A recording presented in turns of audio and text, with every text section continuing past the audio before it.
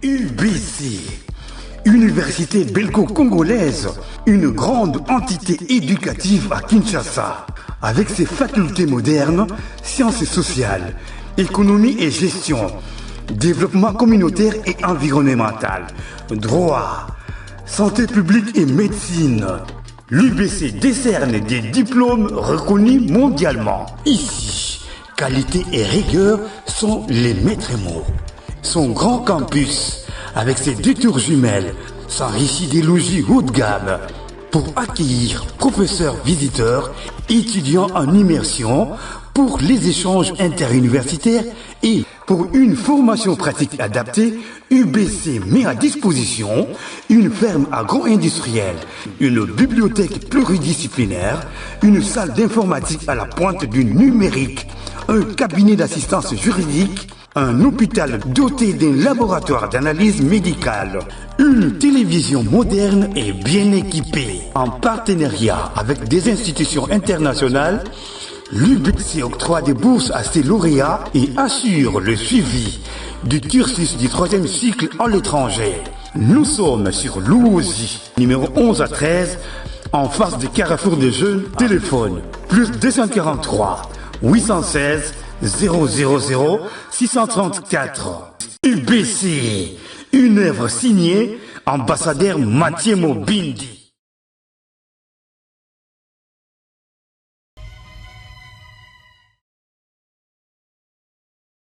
Allez, c'est parti. Bon après-midi. Mabota Nabino Sika Bozali. Merci pour la confiance et la fidélité. Tokutani Soulelo, ça fait un bon bout de temps. Je pense que depuis mon coloya lobby, Tolakaki Bino, qui est au Zonga, pour na Italie, Bosolo, na politique. Mais j'ai eu occasion depuis 13h, 14h, 15h, pas mal de report. L'artiste Azalaki empêché. Il s'est excusé, mais finalement, malgré les multiples occupations, a trouvé quand même Ngonga pour se disponibiliser, pouvoir échanger autour. Il y a actualité. L'actualité, c'est plus sa musique. Tokovana likamwana tokoloba, tokobela ba événement ya makasi zanango. Dans le programme moko ya Grand Paris pour notre 39 ans de carrière, il y a anniversaire, il y a mouvement quartier latin, mais aussi un grand événement à la Genève Arena où l'artiste musicienne Cindy Leker a aussi produire et ça événement vraiment exceptionnel. On va tenter de donner des réponses autour de ça. Et puis on va rester un peu dans beaucoup de choses sur la carrière.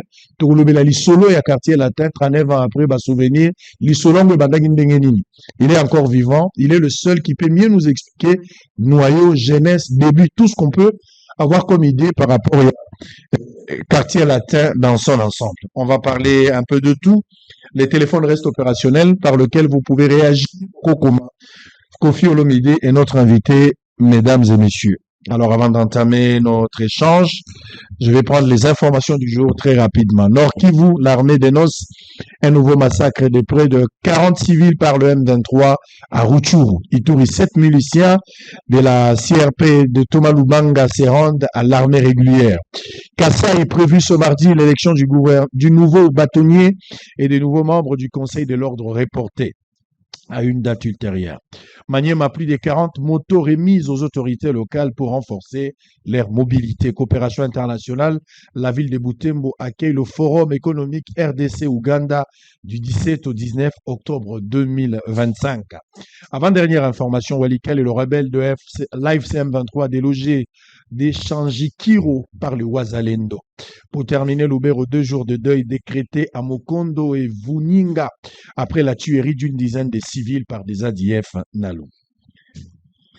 L'artiste musicien, légende vivant, l'homme de générations différentes, il est resté le même. 39 ans après, on parle de Kofi Olomide toujours en forme. Bonjour et bienvenue. Bonjour, cher Israël. Alors, un honneur.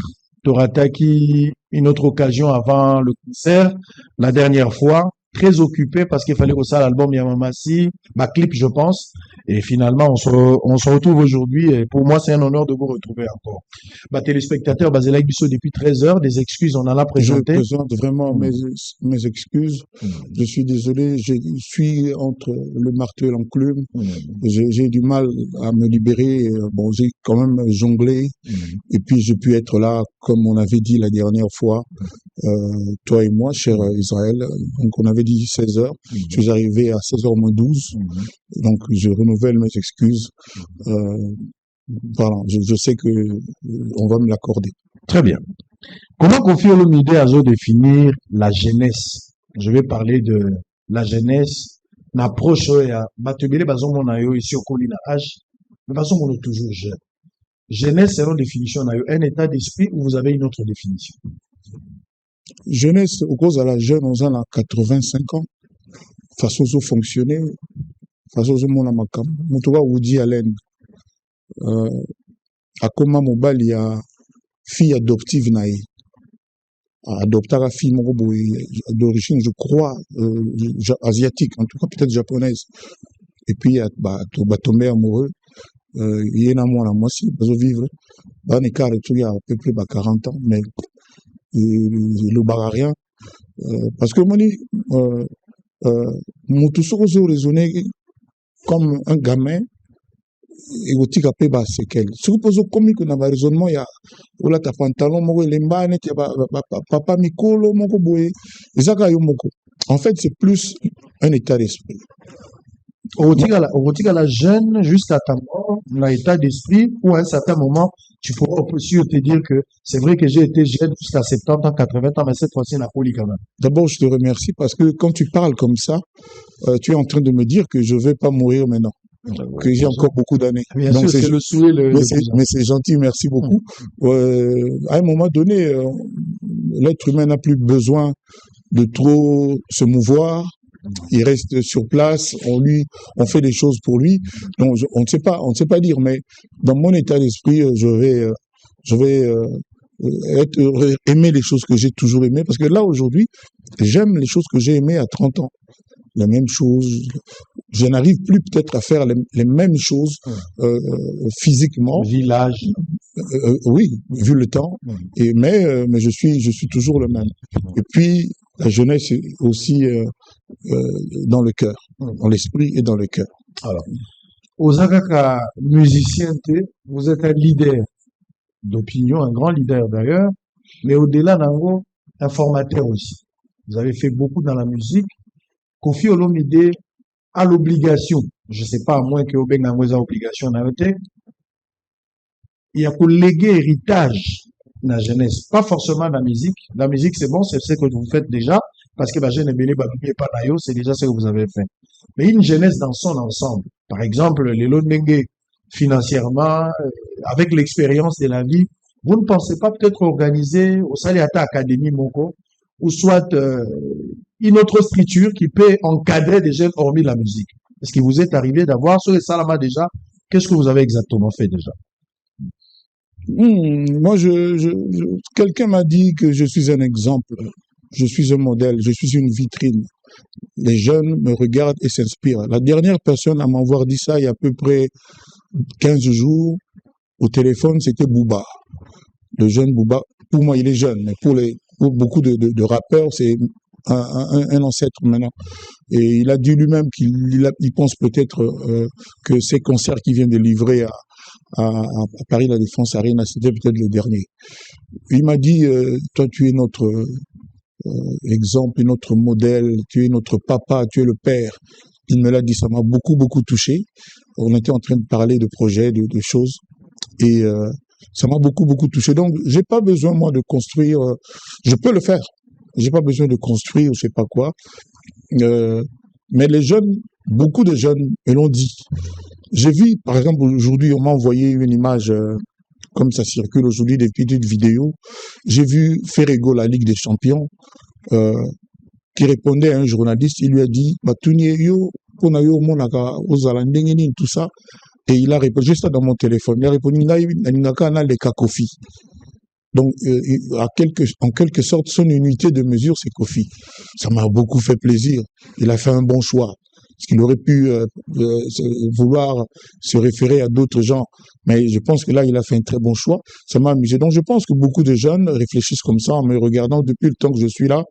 Beaucoup me disent que la musique, comme ça se fait aujourd'hui, Koffi, tu en es pour beaucoup. J'ai apporté une façon de voir, une attitude, une façon de faire, et puis voilà quoi. Donc bon, ça c'est peut-être du côté de la musique, mais à chaque fois qu'on vous suit, on a l'impression que Kofi a un souci de la jeunesse. Ça c'est l'impression que nous avons. Oui. La jeunesse, Oui. les enfants dits de la rue, pour ne pas dire les enfants de la rue, pas contraintes, tant de raisons diverses, se retrouvent aujourd'hui dans la rue, et c'est très difficile pour ces enfants-là.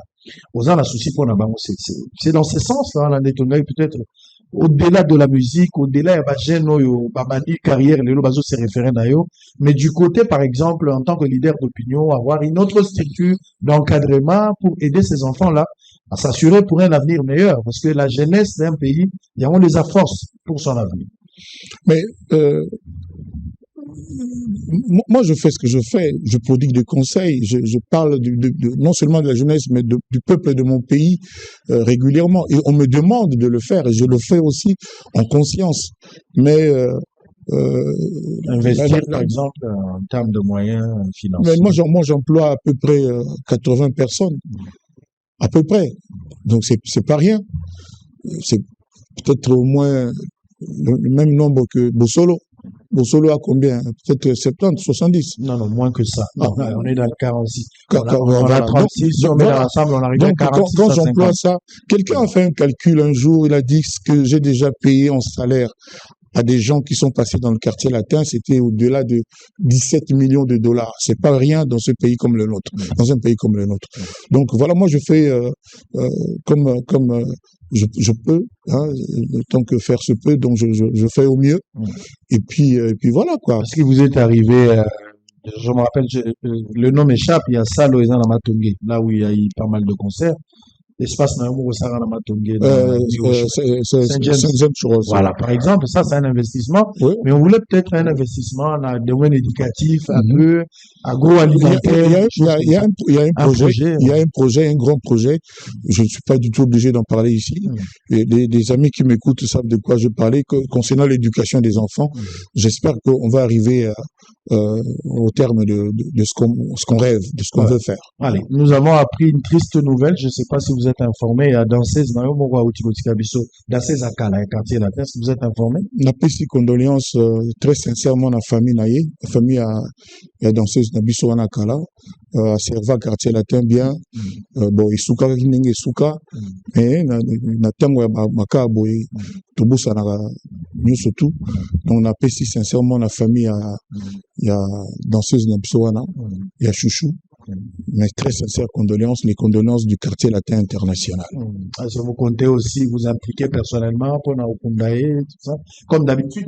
Ce que je veux faire, ce que je peux faire, je ne vais pas le dire à la télé, par décence. Il faut que je respecte la défunte, il faut que je respecte sa famille. Donc voilà, je ne vais pas venir le dire à la télé, mais on est ensemble, on est une famille. Bango Baza, Makila, famille à quartier latin. Je me rappelle, Papa Wimba était encore vivant. Approche ya maisha. Ils ont souci depuis Kala. Batoma Sangana, Batoma Zalapes. Donc, à l'époque encore, je rappelle que Batet et Belé, Baberkis qui est Mongana, Papa Wimba était alors. Tout autant que Batoma Kassi, Bazalek sont vivants pour cette idée-là. Mais Papa Wimba Baki, cette histoire n'a pas marché convenablement. Ils allaient finalement ébaner finalement Bakamouani. Otikali de rare, pour ne pas dire qu'Otikali Yomoko. N'est-ce vous allez nous? Non, chaque fois qu'on a une phrase, et ça l'a pas si. Non, non, vieux volo kwazali. Viji na majina mais baza activité susu. Mais baza question de activité le monde on a okundi non. Peut-être okundi était oui pourquoi na zolo ba pourquoi la tuni au pour na zo récuser kaka. Tango phrase ezongaka otikali yo moko. Ozali actif ozala ora. Bango baza na polisute.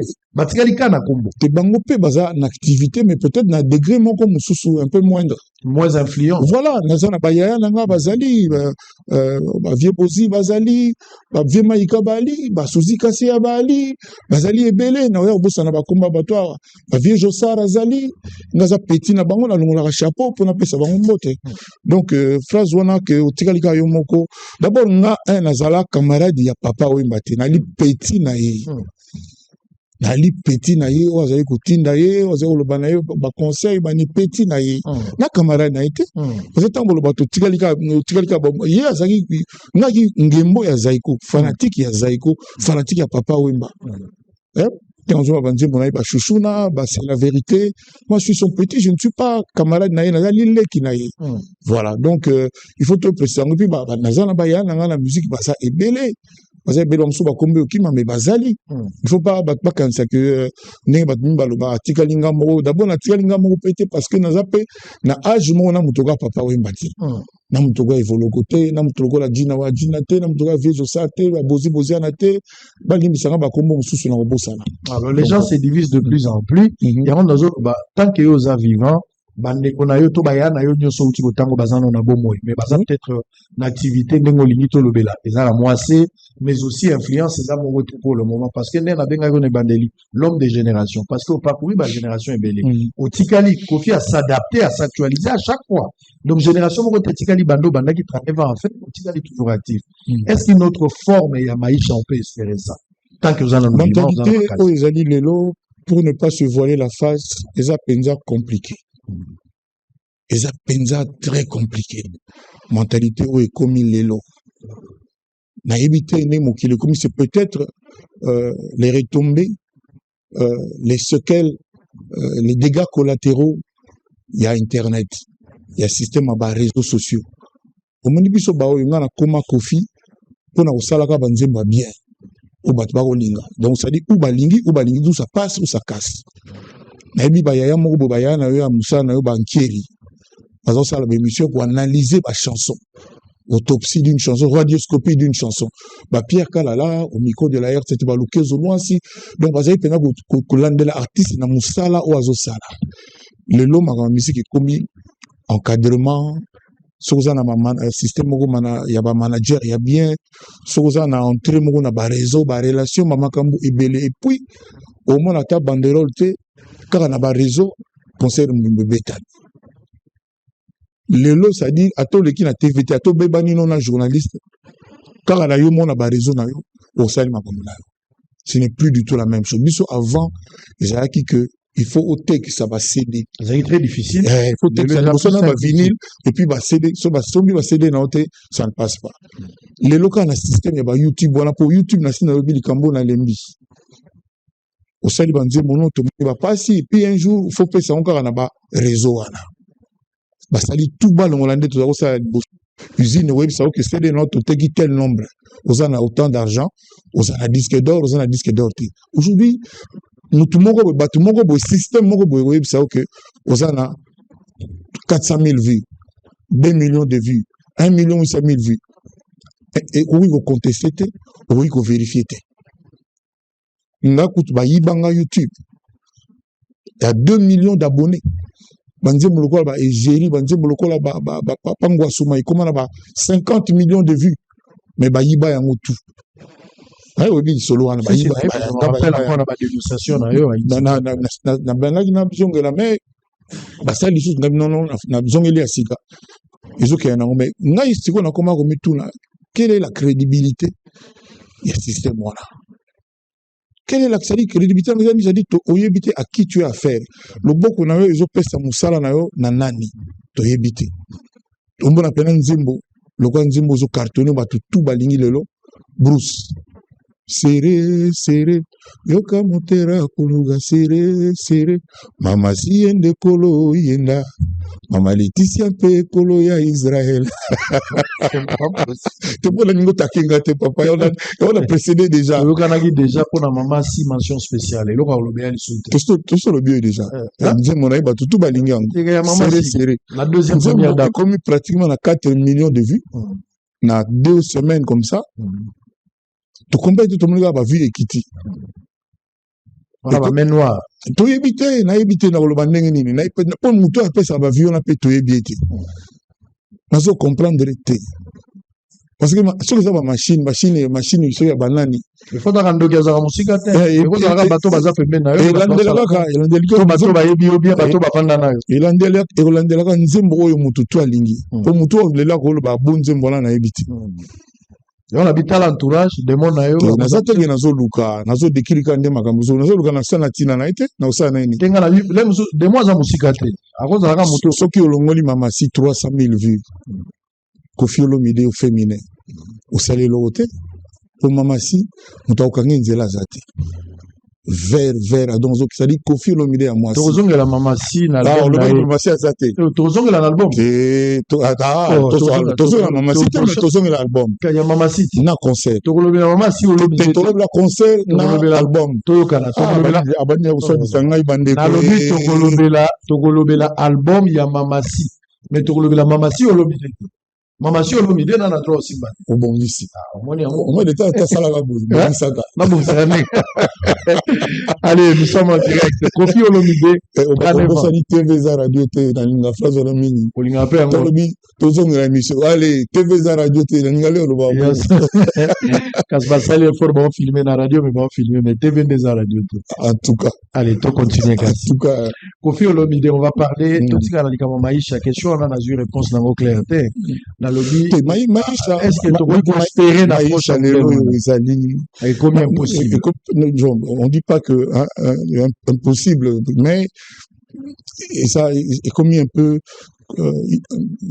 illusion et comme un peu illusion c'est-à-dire il y a trop d'ego il y a trop de facteurs de ça là que ndeni no yo kapena que moi si un musicien yo bakabo na musicien na une semaine après toi que moi si moi comina camarade moi ya musicien on a oh bayo kana wati même si c'est faux il faut pas bablo bongo ça même si c'est faux même si ça va bablo a raison mais il faut pas ça parce que ça ba communauté na comme na ba idée bongo c'est inhumain c'est pas bien parce que on a des opérations ça na bongo yozo ba rapport na wana siko ba caractère lo kwa butalo siko ça la ndeni siko ça ndeni omoni eloko mo esala ba muninga ala tabila mbashi est-ce que ko sangisa bino lisusu biloko nyonso bizabe ba élément oyo eko sala ke ba facteur ndongo zolo ba ya na benini so mutala te lamba mbashi kasi elobeli tangu yo seki muninga ko ala tibila mbashi na sekite tangu nazo bana oseka sekite na lobi na benini so olati lamba euti na Chine so muninga somi na poto binga ngo ya Chine na lobi okoki na kaka na Chine kaka babutiki tu yo nanga tolinga na poto ezaka na Chine alors sur le bigo somela na Chine olati lamba ya Chine qu'est-ce que mutango réfléchir et ça problème te Hermès ezaka na Chine Vuitton ezaka na Chine ya solo ezaka na Chine ba qualité ndeli kamba ba qualité voilà yo siko faut qu'il na bonne adresse c'est tout c'est les nga somme tabina que yo quand tu ngam kono ki na Chine nazo na valise de nazo na valise ça c'est des biloko ngwa na lobi so iko sangisa batu yese na ba facteur lokola ya boye iko sangisa pe batu te tango zo chola baninga ke balata ka Chine ya mauvaise qualité donc siko so legi bango pe na mbongo bazala bango pe so te so ba pe so mbongo bazala sur les logos donc so siko yo muninga ngo ndengo lobi azo faire dire que adikisanga mbongo nazongisaka ete yango wana boye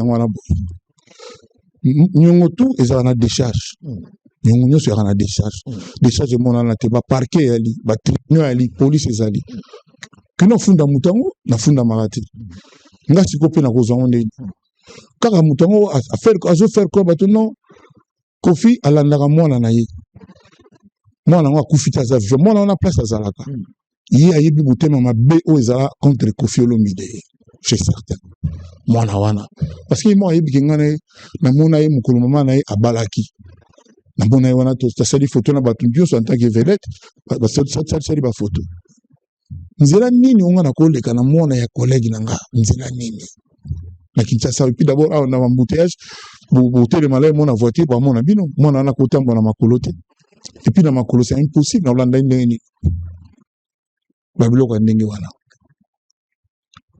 ndenge nini mutu yango wana ozoloba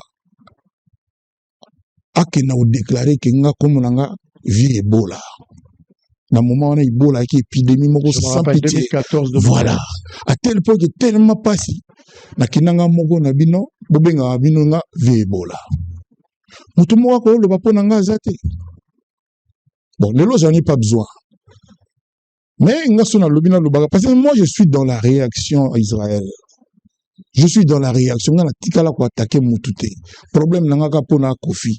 Problème nanga po quartier la tête comme na 39 ans. Le 26 novembre to fêtons le 29 novembre na Paris.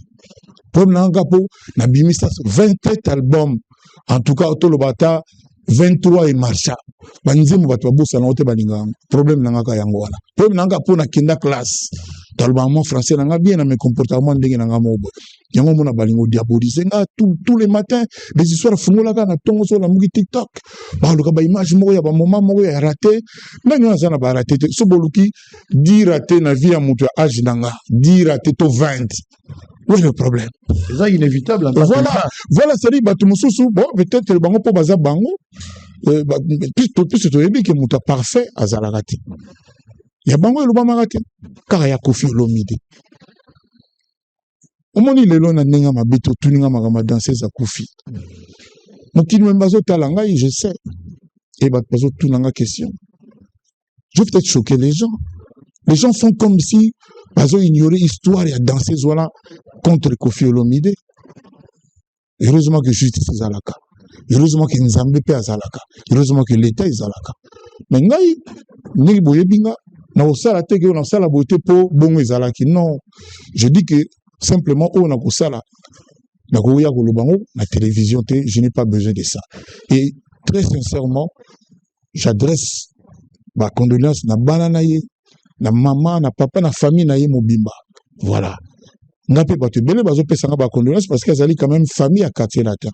Donc nga bomona nga kaka ndiri mutu mabe na Congo ka soki maisha kosala nga parmi ba facteurs na sisana ngo totika système oyo ya okataka allez-y dans kati te ozwaki déjà ta fona relancer émission kozala molai tozana mambebele ya koloba na tolobeli album ya masite na tolobeli mambo ya 39 vente tolobeli carrière alors comme na kati ya wakasi donc il faut kata poto na kati on lobi donc tokoki ko conclure ici que maisha est commis impossible lelo vi ba méandre nyonso uti ko italien mais nga na presse sur la fondé les gens monaka ba italaka ba conflit ya bato ezala pena donc ezala kana donc kaka donc yangonde puis ba mama moko ba bima na ba YouTube donc ça dit bango ba parfait et puis biso ba oyo ça dit ba ya ka so imika mabe ali baya mutuloka la excusez na zonga suna na la deuxième première dame mboka omona pena batu ça dit boulot na bango ka koya kofinga alobaka te alekaka na ba TV te azala ba porte parole te asala neka banzimbo ayimba banzimbo ya mbali na ye na l'orchestre na ye quartier latin elle se comporte bien mais ba finga ça dit omona ka non il y a des arguments à deux balles.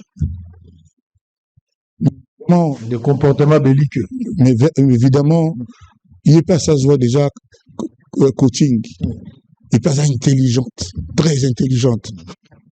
Donc attitude comme moko, réponse comme moko, benkoka. Benkoka. La maximum mot la société. La solo. Benkoka. Il faut avoir de l'amour pour le pauvre. Attends à traduire en côté, on se comprend. On l'a dit, il faut avoir de l'amour pour le pauvre, mais le respect pour les imbéciles. Donc les gens tout le va peiner au but. Pour le barak. Yesikoyo benkoka. Ça dit bako lobati na l'an 3000. Pour la signer 0. Bayoka réponse na ye. Très bien. Batu bayebi vérité, bayebi nani wana sindi, bazomona oazo sala, bazomona nenga se comportaka nenga zo vivre. Très bien. Merci beaucoup. Alors on va continuer sto lo baki bato bazo finga biso. So ba fingi biso ne ba bakisa 2 ans. To pesi nzela ba koma ba 2 ans ba 3 ans ma finga.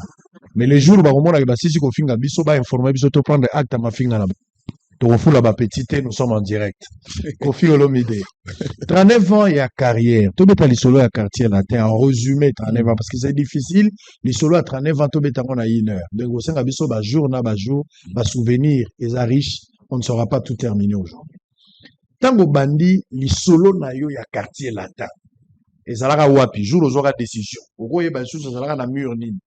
Ezalaka na kimponza période wana zo bimisaka ba disque ba CD. Et bato bakomosa ngana beta ba fête ba mariage ba anniversaire voire même la salle pe ba concert demande comment qui de façon explosive. Nazaki na orchestre te na lega mutu moko boye ka bongo un neutron libre. Alors na ko mona ndeko moko azalaka kala on a Ben Yamabo. C'était un artiste mais grand homme d'affaires. C'est un orchestre naé avec tout ce qu'il faut pour pratiquer la musique. Na ko mona nga bies que beaucoup ko denga te orchestre na bino to répéter na beta concert nanga na orchestre na bino comme ça na suka bozimo part na bino nga pe na zo yangai mais concert za yanga public et public à Kofi. Et Andimi Naye, parce que lui c'était un habile homme d'affaires, personne n'a Sakenda.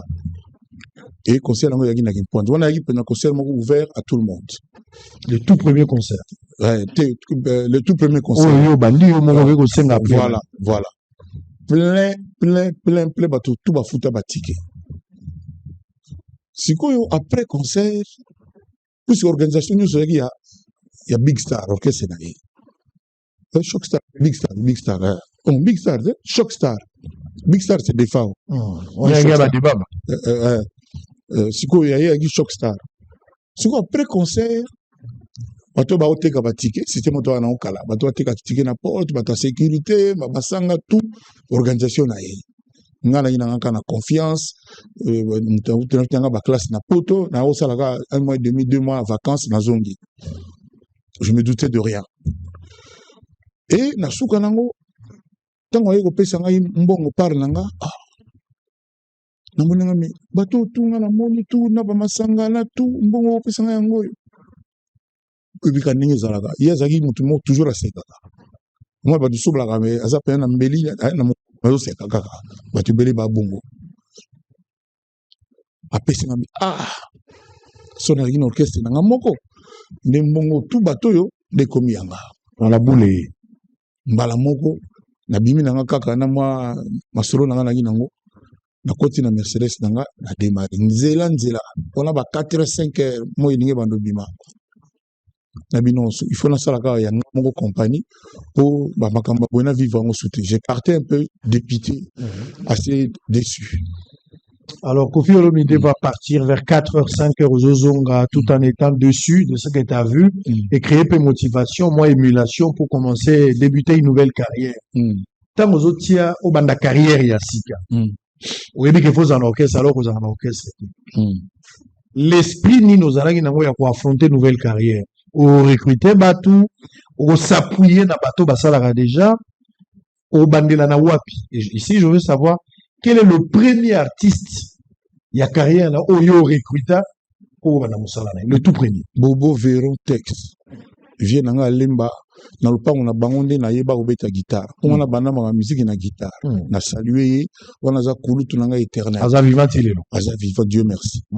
Na lemba, na bana oyaka wana petit na bango, batindanga, bango babeta kana ba vieux JP tout ça. Ngala ya kaka, peto yo, bon, somme so bitabe, somme tika classe ka longo ka pana na vanda na tala kaka. So ba déposer guitare, to ba na lem sous moi ma solo, ngala na su guitare, mano meka ko ça net bango. C'est comme ça j'ai appris à jouer. Kaka en observant boy. Voiture pe na yola okumba nga bongo. Petit nanga fait Didi le beau, Didi Olomide. A Kenda, yepena na loba paix à son âme mais éternité à son âme. Didi le beau, Didi Olomide. Leki nangwa landanga. Moi la maman mi. Ya na tout roba.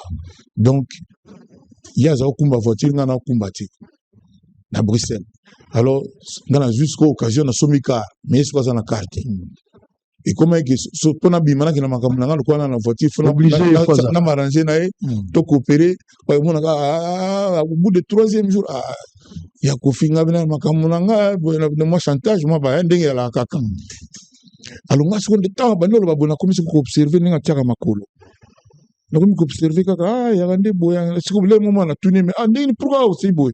Na yo comprendre ni on embrayage, ni on a frein, ni on accélère ka bon. Alors, je me suis dit, na cop, nanga pena fait récupérer moi, pactole moi, la Bruxelles, na Etterbeek. Yes, go, na la muki, à sake na moi, na ça été, na côte peine en voiture, na démarré, na monika voiture, ça le sauter. Na bande, na tout le monde, les gars, mais n'a sur la démarré au salabo, mais au sandeni, na l'accès. Ah, mais au final, brèche, ndena ibaki ambré des pieds c'est pour ça comme na fait pour na freiner puisque moi moto kati na tuni mutuma yipo na voiture pe bo ndeni ngaso na freiner ça mais ozo freiner faut le l'emballage malembe bona bo tina ko batina kenda ti pe na zonga nyaiko la kandengwana. Alors tout est parti aussi comme ça avec la musique et pour recruter bo bandi faut ça tout au début. Dans juillet, Toussaint, Ah, osilika vimo solisa makasi na lemba komone ozongela kaka mimi yaki bana lemba pasenga za mo originaire moi lemba sakisi bango to bano répéter na ma campagne pa mama ti allez orchestre to yiko banda première fois le 26 novembre na Bon Marché hôtel wana comme na nini ya tala story te hôtel nani hôtel moko boya nga be kombo kimanga boya to bandaka wana na Bon Marché wana na hôtel za pemeni ya ifasik yani ifasik te ista hôtel mo ya mulai boy meuble mo ya bakamalandwa comme na wikimi nde place quartier la te banda na ba chanter na so ba yo modoko ba juna fa etc. Donc quartier la te banda ne voilà. Très bien, quartier la te bandi bongo il faut bosala l'album aliboso na yena yoka hormis ko bongisa ba prestation les on ezaki na nuka ba 45 tours ouais on a yena nuka ba 45 tours album eyo ya moi après alors prestation ya liboso bato batie na ba CD na bango babando yoka ya Koffi Olomide eza nini eza nzembo nini ya liboso oyo signé tango yo zo bongisa lobi pena o soke bimi eza image signé ya Koffi ya liboso pesi bato on eza na orchestre ouais on a leka na osala ka sala bato bakomolula lulanga ko sepela nanga ezalaka ba aso na sangondamu nzembo nanga bosu na kene pa VV on a enregistré. Asso chéri, mon amour, tu es parti pour toujours vers l'autre cieux. Asso, Dieu. Et puis, yangai moi konyo kwa mama polayo. Salanga ta miso mbeya mamae. Et voilà de samba fleur rose, bandi me bele batu ba anibo, ba chéri li passa etc. Voilà 45 tours. Voilà. Après, c'est qu'on a okina puto nga moko ndene osala premier album nanga na chika yaya moko boya tika biso yena yi producteur bat ba yibi ya muta ok jazz na seul album nanga liboso ngunda c'était mon ayi okina poto fo boire ngunda pose papier pour vivre bon je pense qu'ils rappellent ka tilelo bazo bo album mango yango na ngunda ba Farousi ba Mami la fait etc.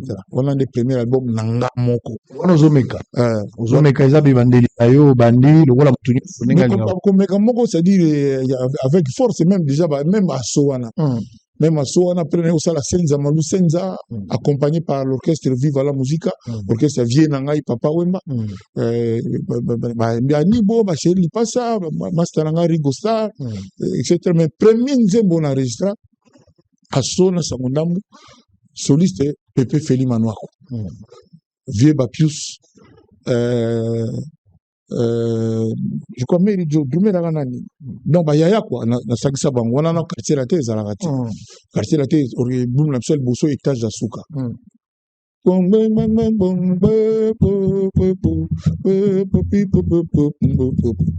voilà donc quartier la tête étage d'Asuka quartier la tête étage d'Asuka ngala kokoki voilà na ba Jean-Louis Manzungi di persona azongisa mulimo na mboka moya fiki boy olongwe na epembeni ya Papa Wemba par la petite porte ou par son autorisation nazalaki na ndako na ite c'est-à-dire que la pembeni non c'est une expression pembeni là c'est tokutana tokutani toke quelque part ozara pile petit mais on a lobby siko obani carrière na yo na vie botikali en contact bo solo de temps en temps oui problème mais si on a carrière ezaki na bénédiction na ye ayibi pena kozokende ou bien ozwi décision de informer après na mutu na beta pas na ete na ozo bénédiction na ipo nani nga kutuna bana oya na yima fournisseur na boyi ba masolo wana batutu ba yebi non mutako teka pe banzembo mutako pesa pe ofele no pesa pena donc na zota inzairité na zolo ba na ndenga mabete respect à son âme vraiment respect batu bakata kata banini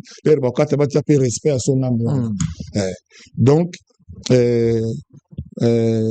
nazaki ta na autorisation moko osenga ite kutu ebimaka mabe parce que comme banzembo ebele l'air wana ezaki kuta quand même awa en tout cas il découle na milieu na siège kuna yike ngana zala kaka étudiant ya yembaka siko ba master nanga ba José Dayoni ba Jean-Pierre Yale ba vie nanga Joniko ba oncle nanga rese ba cerveau ba nzembo mekana oyemba pe yo moko nde nakendaka studio siko komaka na nzembo moko boye Senza Malu Senza nde so be mwana moya mbwe abakela isoite na bo mwana oh yuza quand même mwana ba septembre yo combien likambo age eza te likambo koyeba musique nga natikali koyeba musique Nde nazobanga age no boye. nayebi musique wana te Musique okoyebi te. bamusike oyo lokola ya bino kobanda koyeba nga nakoli kaka na église Ah bon? te Ah, église, mon apasi.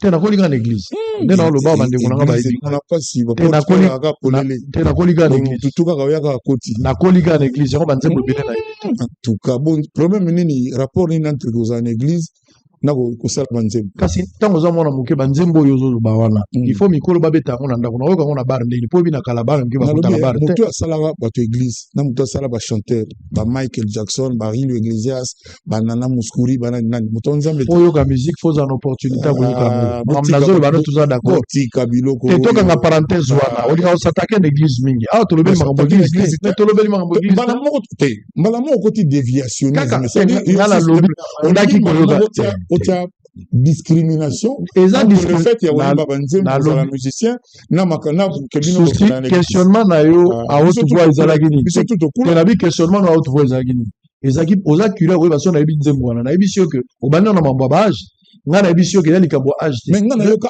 abe Koko na Sainte Maria na salue abe Koko un grand azoyimba banzembo ayimba baspiri na yimba nzembo bato ebele c'est un problème de choix non c'est un problème de choix mais nalobi soko biso bato banzembo boye to so nekila so nini non mais nga nalobi nayebi yango te parce que nga nakolaki na contexte wana moko te respecta ba journaliste te non tozosolola awa moto akosala mabe aza te tokolobela mambo ya bajournaliste na se rappele na totika na Congo makambo ya osala ke soi-disant moto tolobela carrière ya Koffi Olomide makambo na biso eza bien te totika na biso yango totika na biso kasi awa te nalobi totika awa toza na eloko tokoganye te soki tokontinue totika tolobela makambo ya carrière Sandra Kazadi tozolobela makambo ya carrière tolobela makambo ya carrière moto asalaka mosala na ye o nzambe aponela ye comme nango musique parce que musique eza mosala eza nzambe moto aponaka bato apesa bango vocation la plupart d'abord ya pasteur bafrère baza mpe ya musicien likambo eza te mais pa na biso na ndako na biso ti tokoli tobotani banzembo wana na masanga ekota boyoyebi nga siko ndeni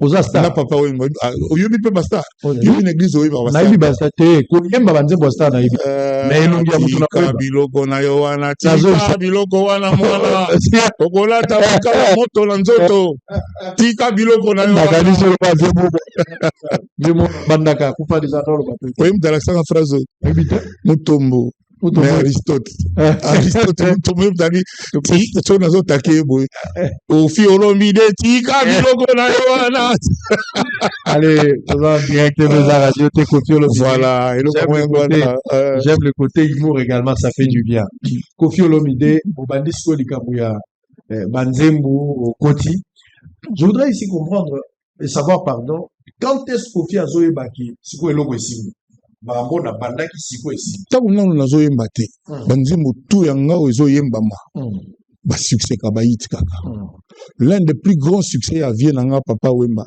mère supérieure na carrière na ye mobimba eza parmi ba grand succès na ye je dis bien parmi ekozala na top 3 na ye napesa banzembo na baartiste mpe ya baorchestre mosusu baya nanga mosusu babimi mpe bayemba mwa banzembo nanga moko mpe mbale bazembo ebele donc banzembo nanga naomona ndenge osala succès nga mona omona to banzembo esakisome na carrière lokola na kati orchestre wana olobi avant obanda carrière ya musique na orchestre na yo pardon mais ntango obandi orchestre obandi soki oenregistre baalbum à un certain moment parce que le début a toujours été difficile ozalaki na idée il faut pesa yango forme omuri okotisa bato na esprit eloko oyo olingi pour matérialiser ça a pris quand même un temps mais ça na batambo ovandi olobi bon j'ai commencé un travail c'est vrai que non nakomi yo nazokana te naza lisusu Koffi ana ebandeli ça va quand même il vous est arrivé de ngai ezaki bongo te nga so nakomba na musique eza la demande ya bato voilà bacontraindre c'est la clameur publique bato nde basenganga na banda oyembela bango banini kaka na mwa moko na basambasamba banini tusala bato nde basenga ngai ezalaki te ke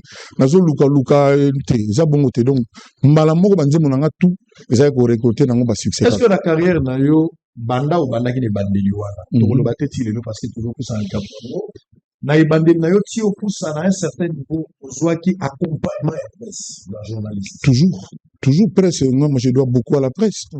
Yaya le quoi le kunku sampu Kayumbi Beya le Kezo Loansi Lutu Mabangu Manda Tiebois, je leur dois beaucoup.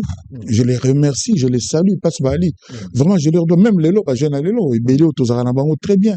Na problème tengala na tigala ko zala problème ba kamali banda muso ba ramina bango mais tozara tuna ba rapport à bien. Alors qu'est-ce qui se passe au sujet à je vous donne vraiment le temps de pouvoir vous expliquer sur cette histoire-là. On peut ça quand même penser na yo. Mais to lo ba pe na yelia. Si.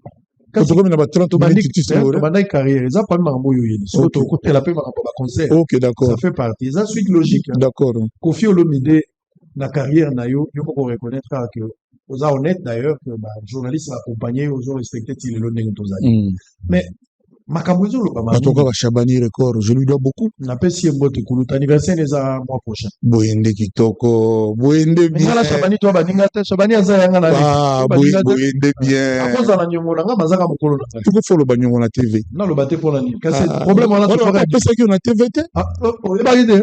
On a informé te. Problème to so na les na TV. Mais kulu tu na pesi mbote anniversaire na. Yo ba pe ya limbisa mo ba dérapage ozalaki nango.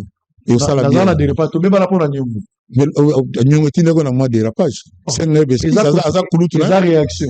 Les réactions. Au 5 excuse te. Na c'est excuse te. Pour se libérer. Na c'est pour soulager mon thème là. Na c'est on est là que parce que qui comme de 5 excuse. Na que nota là. Ouais, tenga na excuse. Na que nota là. On a joué on a peine oya. Si ya gabo. Te me pisa na excuse. Et na ko senga bon. Voilà télécommande. Voilà télécommande. Bon bande ko boni. Je ne peux pas réfléchir par procuration. Je peux pas conviction. Na mon avis, ça banni les corps la pression pour te placer. Oui bien, oui bien sango. L'homme est appelé à évoluer. Malamo soutane Jésus Valère. C'est-à-dire Dimi peut-être que soutane on l'a solo car il a mbatté mais on l'a télé à peine dans mon thème. Banda kala monde mso tout ça. Marqué au beau peut sa excuse publique. Na rosa excuse na public parce que pour moi il y a qui na public. Boso sali kaka nega lobi boso sali. Te ayebi que to boso public. Tu viens pas robongi sanga pe na robongi. Mais na pesi mbo te place. Na obi na tsona lotala on a réfléchi à ministère ni un jour ba proposer ba pour ça quoi. Mais toujours. Mais tout le maman na biso. Comme la mission concert le 29 novembre. Voilà. Le senga. Tout ce qui la bango ba babuna na bala likamba dollar to beta tout à l'heure. Allez, on est en direct. Togoloba. C'est-à-dire. Il y a solo. Toi, la parole comme dollar. Togoloba likamba dollar. Oui, bien monté. Le bac est okoloba likamba dollar. Pour qu'on sa point de goza l'idée. Vous avez victime. Vous avez victime. Ceux dollar est quitté. Vous avez victime. Ceux qui paient mati, vous avez une nani, comment j'allais appeler. Vous avez à bénéficiaire. C'est ce que je voulais dire. Kofi Olomide, tout le pays il y a journaliste. N'habitez sur les accords colportage, est-ce que vous comprendre Mabé ou bien yonde aux Mabé? Je vous laisse le temps de pouvoir vous exprimer sur cette question-là. Ce que vous avez à France 24, je répète ce que les autres disent. Dans le moment où on a été, dans quelques occasions, sur la France 24, TV5 ou dans d'autres médias du monde, où ils ont à Congoté, vous respectez ces médias-là. Mais son Kofi a commis dans ma média local ou soit il y a bisoka où ils ont la communauté, vous avez un autre comportement où ils ont désobligeant. C'est dans un terme là-bas. Un peu désobligeant, manque à respect vis-à-vis de la presse, pas dans l'ensemble. Il y a quelques têtes qui réclament ça. Nous allons avec des exemples. Récemment, vous avez une sortie médiatique avant ING Arena. Au salaki émission, on n'a pas journaliste. On a fait ce qu'on de place pour ne pas citer les noms. Aux agriculteurs au Solana Bango, la carte on communiqué qui vient, mais après ça, j'ai vu que ça tirait à balles réelles un peu de partout. Batumso va s'appeler la communication, Batumso va avoir un règlement, contre manque à respect. Il y a encore un autre journaliste ici. Il y a Univers Télévision, je cite pas non plus le nom. Vous avez la prestation, mais ça revient à chaque fois sur le réseau. Batumso va avoir manque à respect. Et Baka, ils ont les gens, si on peut aller comme ça. Est-ce qu'aujourd'hui, vous pouvez regarder la caméra et puis expliquer aux gens pourquoi un comportement jugé désobligeant à part Nabarro, peut-être pas comprendre qu'est-ce qui se passe autour de ça? Tu vas me laisser parler? Si vous avez. Au moins, en France 24, au coup, un journaliste était, Tunio, tu vas dans le bas, Tunayo, so il m'a dit, pas bala Cindy, mon épouse, au Salani, au coup, on a été. Au coup, on a joué ça au Tunayo. Monsieur Kofi Olomide, au Congo, vous êtes celui qui avait le plus grand nombre d'albums à succès. Quel est votre secret? Voilà. Mais bah, regarde, tout n'a pas que Cindy Lecker, na France 24 na ba TV baya otuna pana avec acharnement mwana na yo ke boye tout ça ni non ba otuna makama musala na yo.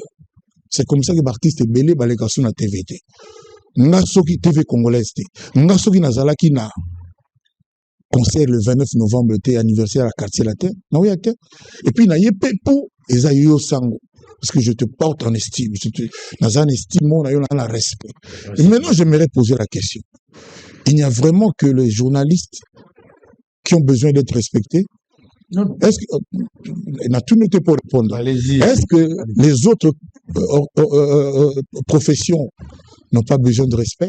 Est-ce que les journalistes pour na bango, à mon arrêté qu'il y a tout le monde est musique, à ta moko, oiseau mérité peut pas respecter, pas considérer.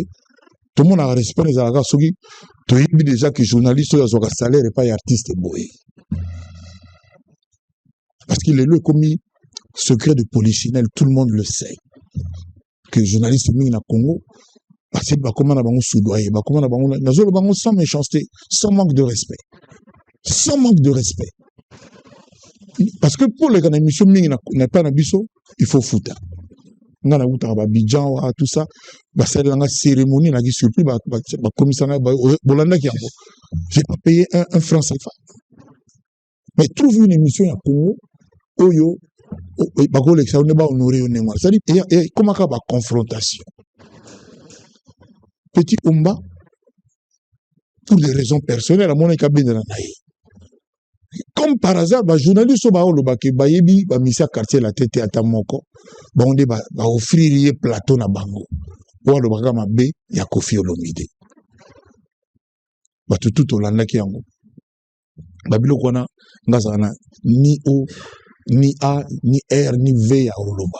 Rien à dire. Natala Kaka, si on a un temps à perdre. On a décidé à zone à la quartier la tête. Silence absolu. Oh, quand mon copain balé ou ayambi, azo kolinga pas attaquer pourquoi raisonner qu'il y a zone pas ya. Nanda qu'on a bango na quartier la tête. Omba oyo ba oloba ke bayibi ata musicien mon côté na ka omoni lelo sindi ebele bazana ba déjà na ba question mukola kabana na Kofi pour ba pelisa moto ya zamba. Je vois ça d'ici. On a besoin aux la magicienté parce que moi je suis magique mais je suis pas magicien.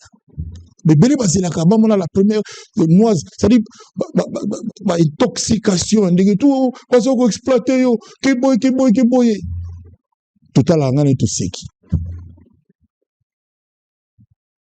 basalela mobali po asalela mwasi asalela mobali alala bien aliaka bien azalaka propre azo attention na azo affection na ye sauf Kofi Olomide beaucoup de gens pour ce qui concerne mon épouse Cindy Lecker Olomide bakantanga na yebi Cindy lelo ndenga za lelo boy ya on a sepela l'air bango basalaka tant balinga basala quoi ba salir image na ba bisa ba image na ya kala na sepela trop pour mon ce que nous avons fait ensemble ce que nous avons construit bakantanga na za lelo moni baton ba bimi lelo ba Cindy Love depuis 1 an ou 2 ans balimbisanga nazolo bango sans méchanceté mais pas sango faut un langage de vérité. D'ailleurs, titre il y a Bossolo, la politique et la musique. Ça dit Bango, Bamona lelo lokola, Kofi a s'appropria bien à Bango. Que Bango tu voyais la kinga Cindy. Ande kunangai, vous ça la calcul à l'envers. Cindy a côté quartier la tête depuis 2007. Tobunda, zalana ba caméra ne ba yemba kati lelo pe ba yemba ka. Le seul bête à Maga y a Cindy. Parce que nous avons fait un travail. Parce que Cindy est intelligente. Parce qu'elle est patiente. Parce qu'elle écoute. Parce qu'elle a un talent vrai. Que moi je ne fais que coordonner. Voilà. Donc, on a la posa moko ka bona yana ba finga ba journaliste. Na ba ke ba respect. Journaliste tant de couter ba journaliste na finga ina. National journaliste, Sango Israël. Toi, tu es le frère d'un musicien. Oui. Un musicien a le droit d'avoir un frère journaliste. Et puis c'est fini. En quoi cela est insultant d'être le frère d'un journaliste? Adil Ondolé, qui est un petit frère propre à moi, qu'est-ce que je lui ai dit de méchant? Moi, na taboulé, dans le écoute que Marc, je suis celui qui a honoré ton père de son vivant. N'a succès, mais Nathalie, je fais ça. Vous croyez que vous allez bien, même à ce titre-là? C'est ce que je lui ai dit. Mais l'humiliation, c'est en quoi? Je ne parle pas de Laura Tendance, moi, aussi, parce que les Polanga est correct. Moi, j'ai subi des attaques. Ma question est inappropriée, pour te paraphraser. Mais j'ai répondu. Et heureusement que j'ai pu répondre face à 4 grands journalistes. Parce que Bazaba chevronné. Je ne le dis pas pour faire genre, je le dis parce que c'est vrai. Son est cervelé, Moutoumoro intelligent, mais il m'a ridiculisé et démoli. J'ai pu quand même leur tenir tête et répondre. Mais en quoi? En quoi disant? En quoi faisant? En quoi faisant? En quoi disant? C'est un exemple, moi comme Balé Pessanga. Non, la question en univers. Le journaliste est là de l'univers. Oh, lui, je veux même pas faire. D'abord, je veux même pas quoi. Je voulais qu'on donne un exemple et je donne un cas précis. Mais dans le bien, d'abord, Naïba qui est un cas. A rappelé que tout ce que tu as dans le plateau 3 fois, mais tu as dans le plateau, il va monter. Voilà. C'est pas lui. C'est Mandala. Lorette Mandala. Eric Mandala. Eric Tabingainga. Naïba qui peut mission monter, la tala en pété. Expliquer qu'il y a Yann, expliquer mais moi, pour moi, une émission est une émission. Même à tout expliquer, même, c'est ça. Naïba raté sur le la salle particulier. Naïba raté. J'ai répondu à toutes les questions, et puis, monsieur Stilara bien. Ça n'a pas revoir l'émission, et monsieur Stilara bien. Tobina, camarade Eric Mandala, Tobina, on était ambiance, au Kabana bien, n'a compris la répéter, puis j'ai pas besoin de comprendre, quoi. Et toi, ton côté, et c'est la seule fois, on répond au sujet, ce type-là. Donc voilà, donc, il a continué, parce que sans le mot Kofi, il n'a pas de vie. Est-ce qu'il n'y a pas un problème? Il n'a pas d'existence. Donc, ça veut dire continuer que le baram, il est resté nostalgique. Même pas nostalgique, il est statique. Bon, statique, voilà, c'est tout. Donc, il a accueilli Koloba, tout ce qu'il veut. Tout ce qui lui passe par la tête sur moi, ça ne fera rien. Est-ce que ça côté d'un autre taquin? Mais lui, par exemple, on ne se connaît pas. Je veux les taquiner comment? Je vais les taquiner en quoi disant? En quoi disant? Je dis, j'ai répondu à toutes ces questions. Oui, Sango, c'est parce que c'est toi que je prends le temps de me justifier sur ça. Non, on se justifie pour pas on échange. Voilà, donc lui, il peut continuer, parce qu'il n'a que ça. Il n'a que ça que Kofi était venu un jour. Il n'a que ça. C'était en quelle année que les gens se demandent? Que les gens se demandent qu'est-ce qui s'est passé? L'émission là dit qu'on rediffuse ça, que les gens regardent. J'ai répondu à toutes les questions. Et puis, même Yodé, tout le monde a ma question. Tout le monde a Moutouba, la Cindy Boué. La tournée en dérision, tout ce qui. Et les gars. Ah ben voilà. Je ne peux pas revenir sur ça. Voilà. Et puis, moi, je ne sais pas. Très bien. Allez, c'est pas lui qui m'a invité, j'étais pas son invité, j'étais l'invité d'Eric Mandala. Très bien. Voilà. Kofi Olomide. Nous avons la Bilo Omi Balé Nathan Olobia. Peut-être aussi, on va prendre une petite pause, on va dire, pour parler maintenant de ces deux grands événements. Oui, aux en Paris, à Genève, on va en parler tout à l'heure. Olobi, bon, on va les avouer, on va grafter, on va quand même, on va faire. Oui, là, j'ai un regret pour dans le vie du Cameroun. Non, c'est bon. N'a pas un regret pour ça. On n'a pas cité son nom. Le cas échéant, on a continué à tout roba le belito, Sandra Kazadi. Bon, tout pour ça. Dis-moi quand même, reconnaître en gros, ça appelle bien officiellement. Pour les autres, c'est pas public. Vous solo les kinayo, on va bien à chaque fois. Nandimani. Mais, sinon, on assiste. Pourquoi la France 24, le pays, ma fout a raté, AOP, la scène a raté, on aura gagné. Voilà, au salaire temps ici, exemple, en route. La compagnie du Camolobi. Avec peut-être au Loba, au la sauce, la France 24. À TV, monsieur Zaba, TV5, tout ça.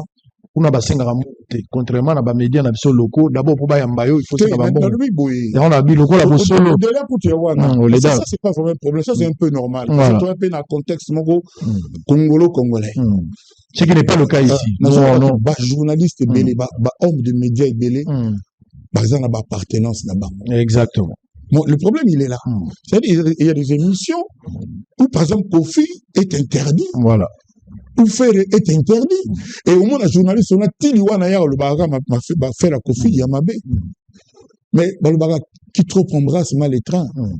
Quand c'est trop gros, ça ne passe pas. Ces gens-là doivent savoir que, et le Belasso Batouni, bah, il baga qui sort à un micro, le Belara Moutoutel. Et ça, la race, et l'eau comme mon côté. Et ça, la carrière. Voilà. Biso à chaque fois qu'on regarde la Bosolo, c'est un honneur. Le grand Kofi qu'on a connu, qu'on a entendu. Le grand Kofi de tout le temps. Laisse ses occupations et puis à Soukoli à la Tibilamba et na Bosolo. Ouais. Ça, c'est Kofi. C'est historique pour Nabiso. Moi aussi, je te remercie. C'est exceptionnel. Moi aussi, je te remercie, Sango, parce que, on pourrait éviter tout ça, 100 millions de Congolais, peut-être plus, moins 46 000, au lobby, Bauto Bomana. Dans l'est de notre pays, vous avez le 46 000. Tu as vu 46 000. Oh, tu as 46, hein? Bon, moins 46. D'ailleurs, ma condoléance, la famille a battu 46 voilà. Donc, pour la mission, je rappelle qu'il y a un honneur à chaque fois où il y a une occupation, on s'est disponibilisé pour répondre à la question. C'est-à-dire, tout le monde a Kofi, où il y a ça là, Kofi a prouvé son monde. À 8 ans, il y a pour y répondre.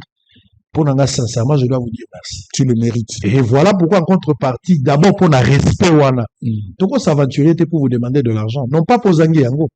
Mais pour la biso, ça manque à respect au sein Mbongo. Parce que, oh, yozo sala, et les Mbongo. Mais moi, ça me fait mal. Pour Nanga Karate, pour les jeunes. Au bazar, qu'on s'est cherché, nous, le bac, parce qu'on a un moyen un peu limité. À l'époque, on sentait vraiment que presque ça pour promouvoir les jeunes. Il y avait même une émission vedette en herbe. Ouais, je connais. Il y a des jeunes pour aider Bango à s'envoler, à décoller. Mais les lots, émission Bongo ça sauté. Et puis, comme à peine que ça dit, il y a des émissions des journalistes qu'on engueule. Donc, engueuler pourquoi le bac, pourquoi Yamba, tout ça, ça suspendu. Et bien, les gens le savent. Très bien. On a presque un négatif. Allez, donc, on va, TV5, on va, Côte d'Ivoire, on va évoluer, mais justement, autour de ça, le bisou peut se chercher, hein, tous un peu bateau, tous un qui subside à l'État. Non, on s'est cherché. Comment Kofi, s'il te plaît, aux autres balais qui n'avaient belé, la chaîne à Manini, où ils ont cherché. Non, le vous avez combien de propriétaires de la chaîne, la journaliste? On a dit les propriétaires de la chaîne. Vous avez combien? Ma chaîne, vous avez combien? Journaliste et propriétaire. La chaîne, vous savez, la chaîne. Vous savez, journaliste, c'était la chaîne, oui, pas trop la chaîne. Ça, là, quand on a journaliste. Mais il y a le baraté, il y a le barsou à Mbabisoté. Bon, d'abord, Batigali est actif dans la chaîne. Donc, vous avez bien balé. Peut-être vous avez besoin de balé, mais Zangaï, Bosembe, Kassamba. Kassamba. Oui. À part Télé 50 places à zone dirigée. Azan la chaîne, il balé. Aucune réponse. Il y a mis place aux autres dirigeants. Je comprends. Non, je comprends. Non, c'est pas normal. Jean-Marie. Azan a 2 chaînes à télévision. En plus, anniversaire, nous, autour de Gaga, Mikolo. Azan a 2 chaînes. Nazo rappelé. Nazo rappelé que Kassamba. Azan. Azan a 2 chaînes à télévision. Non, Azan dirigé. Si, mais bien sûr. Et non, le problème, Azan a 2 chaînes à télévision, à officiel, Nazo le Bango, Batoubaye bien. Kassamba n'est pas approuvé sous l'Amboko. C'est lui notre président provincial. Bon, on est bien, vous avez 3 ou 4 listes. Parce que tout le reste, voilà. Tout le reste, voilà. Peut-être qu'on a perdu la 3. TVA radio, TV, mon beau. Papa.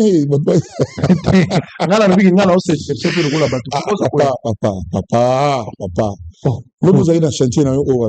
C'est pas.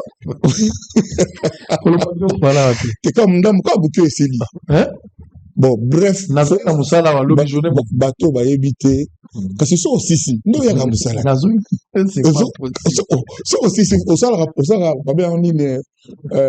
Contrôle, va bien en ligne. Ça va tout tourner. Voilà, tourner. Voilà.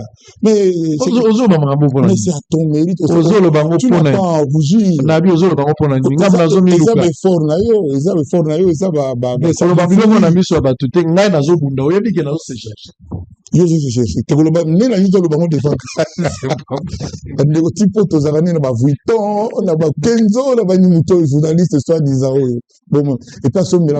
basket. Il y a 1800, ils ont basket, il y a 600, 800. Pourquoi le soi-disant? Sur les animes. Sur les animes. On le vit bien, on le vit journaliste soi-disant, on le vit bien. Soi-disant qui se cherche. Ah non, je me cherche. Non, tu prétends. Là, tu te fous des autres. Je fais des momies, ça m'a maquillé. Ah, laisse tomber, papa. Tika biloko na yo. Tika biloko na yo. Impossible. Okola tabirama makala moto. C'est encore pour ton boki? Ah, Mutombo Aristote. Non, il a rien. On a une émission. On a un chef. Ah ouais. On a fait une place à Zali. Aristote. Alors, on va revenir tout à l'heure. Il y a celle qui a repos. Mais il y a repos et repos. Bato suba repos na moya ba récréation. Mais il y a un repos. Ça c'est clair. C'est clair. Ça dépend quand même de dans contexte. Exactement. Allez, on va prendre un élément la gagne tout le bela ma dollar. Tout le bela ma dollar, tout le bela. Mais yoga to goloba. Ozo ça l'émission à Mopolo TV. Ils ont différent à Motoba nommé. Donc tous en direct, on va revenir diriger bien à Motoba nommé. C'est Motoba nommé dans le Motoba nommé pas diriger. C'est pas nommé Motoba diriger. C'est clair. Ozo ça na Mopolo TV. Voilà. Donc, on attend la mission. Vraiment. Alors, on va revenir tout à l'heure. Nous allons de l'autre côté. On va prendre affaire dollar. Bilo kwa les oignons la bateau. Les canisi à kokitisa dollar les alaki malam. Parce que peuple a mon avis que dollar les mata. Bilo qu'on paye les mata. Gouvernement stabilisé dollar na période mo to les alaki 28.5. Et c'est pas ça qui batunion sont dans le sens que ceux qui entrepreneurs, moko importateurs, alinga sala, calcul moko par rapport à bilo kwa koye, ba yebi déjà montant yebani. Tobo sanaka tableau, to yeba ke dollar eza na 28. Eza ebele, mais stabilité wana, et daki bisoto se stabiliser, et puis to comprendre le ni tout ça. L'État a eu décision de quitter sa dollar. Tout ça d'accord, non? Mais l'objectif, il y a qu'on quitte sa dollar, les alaki bilo ko paye l'andaï kita. Ce qui n'est pas le cas sur le marché. Rareté à franc congolais, tout le monde a ngoli sous-souté. Je rappelle, Batoubaké na Robank, le la Robank, les lots, ils ont 21. Batoubaké na ba Ecobank et d'autres banques, batinde les banques message na téléphone na franc congolais. Baké po babé na mbongo, franc congolais zate, ba opé sa bango na dollar. Na ba distributeur ya robimisa franc congolais, mbongo zalité. La situation est comme très chaotique, makambo ya stabilité mbongo yebanité, mutunyo son aku azotia to oyalingi. Et cette situation, ce qui est dégénéré, vous allez malamoté. Même budget à mbongo est comme affecté sur les camboato. Pour importateur à bande ko futa, mbongo ya taxe na impôt, na montant connu, le lazo futa on a c'est l'État qui perd. Et le chef de l'État, comme je l'ai dit, Nazar Osenga Bokondiamboka, en urgence, a interpellé le ministre sectoriel, a quelque chose pour arrêter cette hémorragie. Vous quittez ici $, mais vous avez créé l'instabilité, les pouvoirs d'achat et peuple pays. Un professeur a répondu à cette question. En image, on se retrouve après. Nous allons revenir pour que Kofi Olomide en commente un tout petit peu.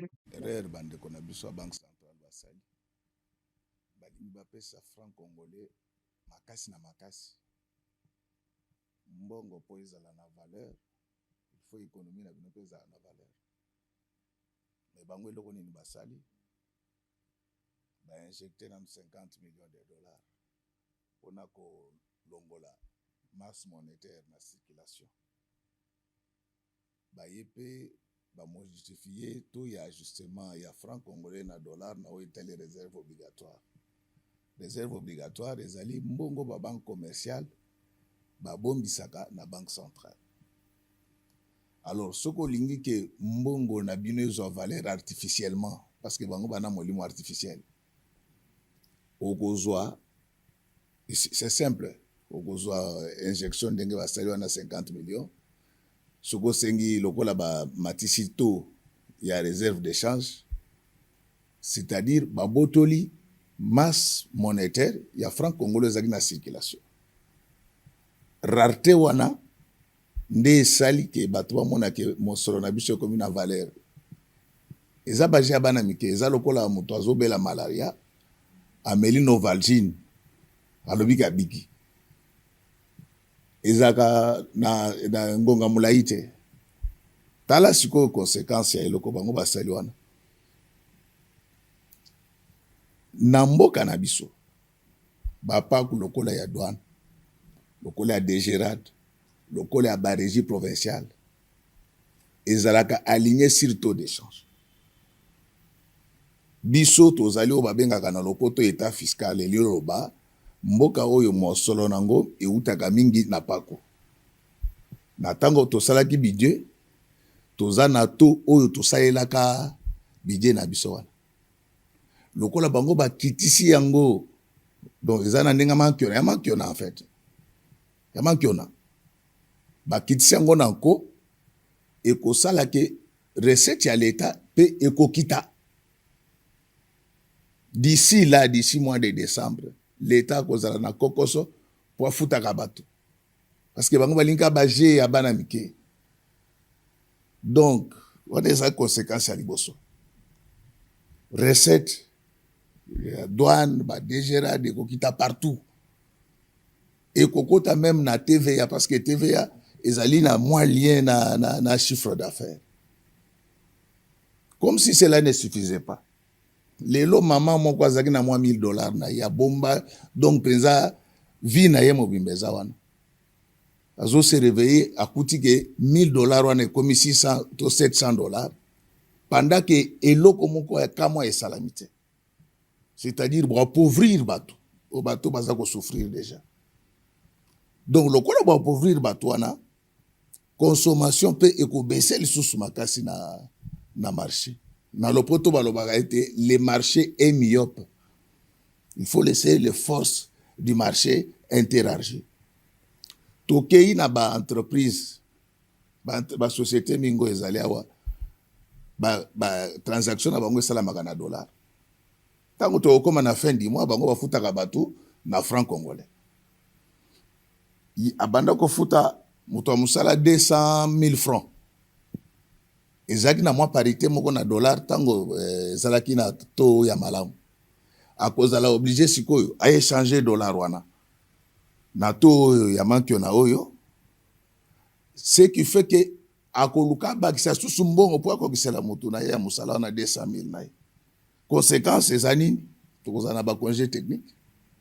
Tokozana ba chômage. Élément ya mine. Tango yo zali ko matisa mosolo ya réserve obligatoire ndenge na lobi ba bouger parité ou ezali cristallisé depuis 2019. C'est-à-dire que au créer ba charge ya sika pona ba banque commerciale. Alors banque commerciale tango azana charge ako répercuter yango pe na client na ye. Tango client komona ete taux d'intérêt komi makasi ako banda suko kende ko defa mosolo na ba banque commerciale te. Donc tokokota na o bazo benga instabilité financière. Donc bande kona biso basali eloko moko oyo ezali malamu te pona économie na biso. Problème na biso ezali ke bato balingi bazo ba succès motu nyonso alingaza ako aluka succès mais boluka ba succès na nzela ya malamu. Baluka ba succès dans lenge ya ko nyokola bato te. Toli na koko pesa na bande kona biso wana ya BCC ba suspendre mesure wana. Parce que basalaki yango ke bakosala premier palier, deuxième na troisième. Ba suspendre batika ko zwa mbongo ya réserve obligatoire et pas ya banque commerciale. Ba bundande ba banda ko contrôler ba opérateur minier na biso rapatriement ba devise. À ce moment-là nde tokozala na vraie stabilité. Molimo makyo na oyo ememaka bato musika. Donc na lopoto balobaka ete la monnaie ce n'est pas seulement le sang de l'économie, c'est aussi le sang du pouvoir. Nzela bazui ezali vraiment mabe makasi. Motunyo soko se tromper ba luka tozonga na nzela malamu parce que makambo esuka kamalamu te.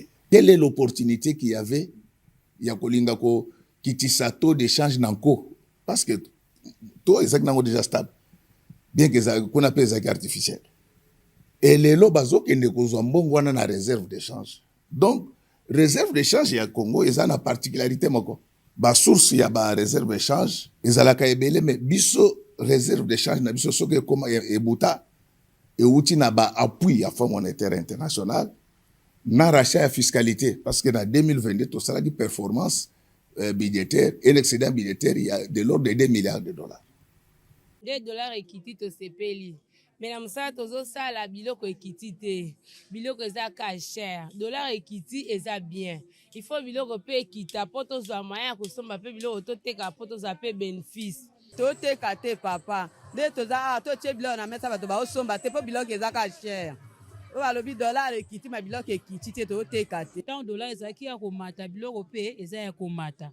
Donc tozali na choix ya osala te. Ce dollar emati biloko emati biso pe bato akoteka tosomba biloko na prix ya likolo tomaisa mpe kaka prix.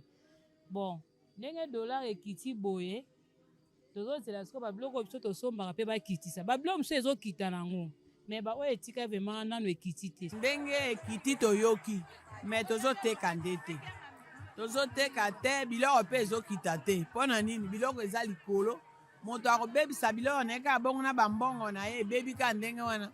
Esengeli bino bozwa mesure moko ya bien mbongo soki ekiti biloko mpe kita po toyeba ndenge nini ya kotambola. Tomoni mpasi na Congo boyebi bakliye bazokota me bango bakodeklare dollar ekiti biso biloko eza cher donc bakosomba te. Makambo nyonso ekendaka na dollar. Dollar ekiti me biloko ekiti te. Makambo nyonso ekendaka na dollar. Po leta talela biso likambo oyo biloko ekiti te. Bakliye bakota te balobaka biloko eza cher. Bon, avant dollar ekita tozalaki na biso mwa malamu. Banda dollar esali kokita boye nde misala na biso ebebi makasi.